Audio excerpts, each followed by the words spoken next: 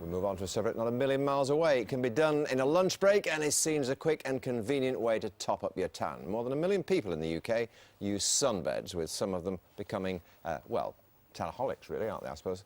A documentary tonight examines some people's obsessive need to look their best, irrespective of the potentially fatal risks. 26-year-old Jenny went to see her doctor after she found a mark on her chest.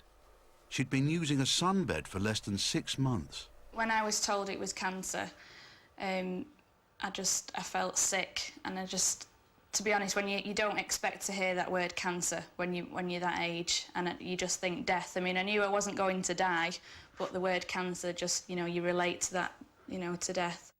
Well, we're joined now by a self-confessed Tanaholic, Francesca. Is it Francesca or Francesca? Yes, Francesca. Francesca McEwen and GP Sarah Jarvis. Good to see you both.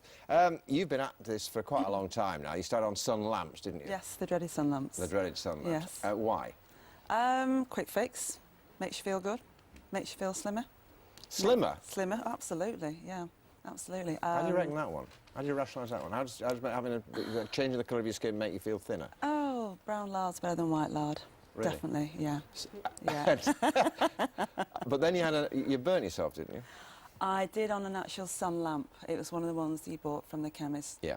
And I think Badly? Very badly. I think I actually gave myself probably my first chemical peel.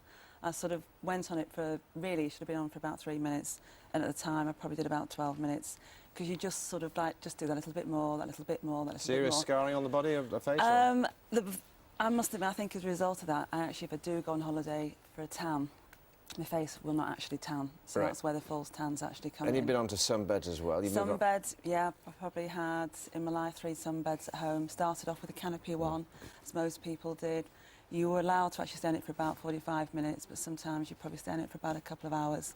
It was just to increase this colour, because once you started to get to a colour, it was maintaining that colour. Any idea how much you've spent over the years? Well, I didn't, because I actually bought the sunbeds, so I didn't actually bother with the sessions. It was easy to do it at home. Well, the cost of sunbeds is not cheap, yeah. are they? No, I mean, I started with the small one. I think I sold that on, then I got a larger one. Then I got a top and bottom of the sunbeds. But it must be thousands you spent.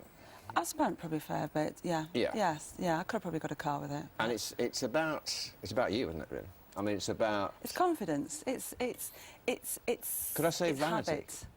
Yeah, absolutely. But then, you know, I wouldn't dream of not having my hair done. I wouldn't dream of not having my nails done. It's all part of a cosmetic regime. Sarah, yeah. Good point. It is. Absolutely, very good point, and there is an enormous amount of pressure, one that I have to say I don't feel, which probably reflects why Francesca turned up this morning looking immaculate and I ended up having to rush into makeup. The fact is there is an enormous amount of pressure on so many of us, but potentially this is deadly pressure as far as sunbeds are concerned. Yeah, and because the results could be fatal. Oh, absolutely. There are these wonderful myths which are brought out there by the tanning people, like, oh, melanomas are only related to how often you burn yourself. Therefore, if you use a sunbed, you won't burn. Nonsense. Therefore, you won't get melanoma. It's complete nonsense. Yeah. The fact is that sun damages your skin, and you can't protect your skin by damaging it. Yeah, but we do need a bit of sun. We need a little bit of sun, and of course, that's the other great myth. Maybe you bought into that one a little bit. Oh, if you don't get enough sun, you'll get osteoporosis because you need vitamin D. Well, the fact is there are loads of other sources of vitamin D, and even in cold old England, we get plenty enough vitamin D. Isn't the industry, in fairness to the industry, now taking a responsible line and making it very plain that these potential hazards do exist? They put, you know, warning signs up in the salons, etc., and try their best to... Am I making this up, or is it... It's very difficult, isn't it? You know, do manufacturers of cigarettes do their best because they put smoking warnings on cigarette packets? Do tanners? The fact is tanning shops are still in business. You're going to stop? They're still doing it, and there is a safer alternative. Well, I stopped about 3 years ago, and that's why I've gone to spray. You're putting the creams on now? Spray tans. They actually come to your house and spray. It's a lot easier, a lot much safer. healthier. Same effect. Safer. Yeah, absolutely. Good to see you. Some of them do smell a bit of vegetable soup. No, don't believe it. I'm not having them. Not now. They've all changed. Definitely changed. She smells okay to me. Thank you very much. Good to see you. Welcome. That's it from us. It is.